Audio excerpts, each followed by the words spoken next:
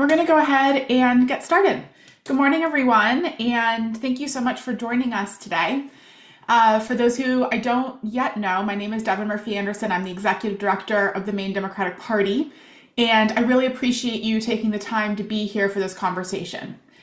Because this is a really important moment, and honestly, it's a really frustrating moment.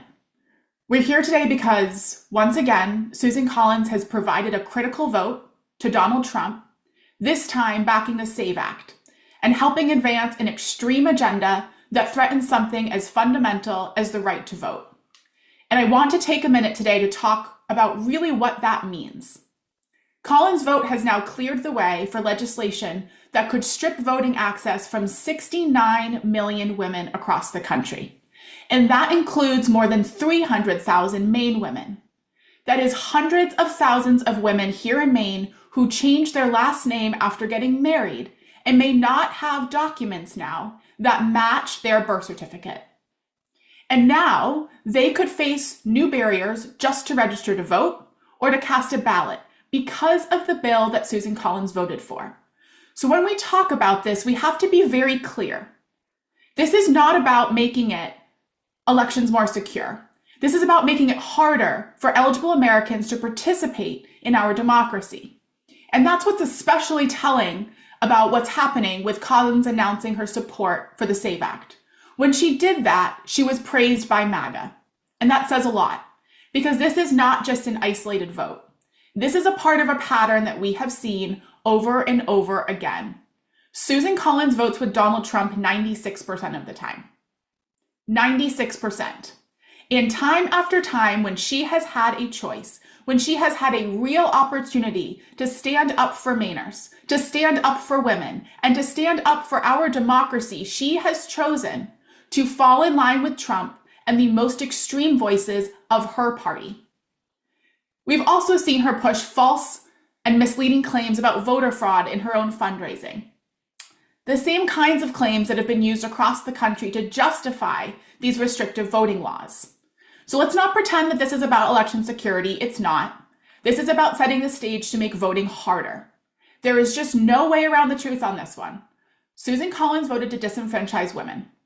Her vote for the SAVE Act is just the latest addition in her long record and at the top of her now very extensive list of betraying us women and of failing us.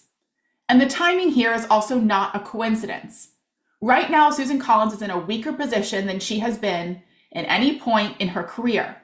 She's facing the lowest approval rating she's ever had, and poll after poll show that a majority of Mainers do not believe that she deserves yet another term. And instead of responding to that by listening to the people that she represents, she is doubling down, and she is siding with Donald Trump. And we know that she's ignoring us Mainers and what we want because we just voted on a ballot referendum in November that would have made voting harder in Maine. Nearly 500,000 voters, 494,000 Mainers cast a ballot in an off-year referendum election.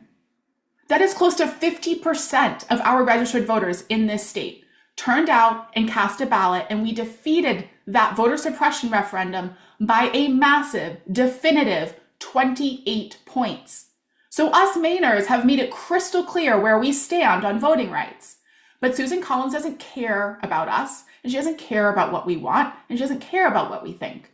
She cares about Donald Trump, and she cares about the billionaires that are backing her campaign. And that is why she is actively embracing and furthering policies that would make it harder for us Maine women to have our voices heard.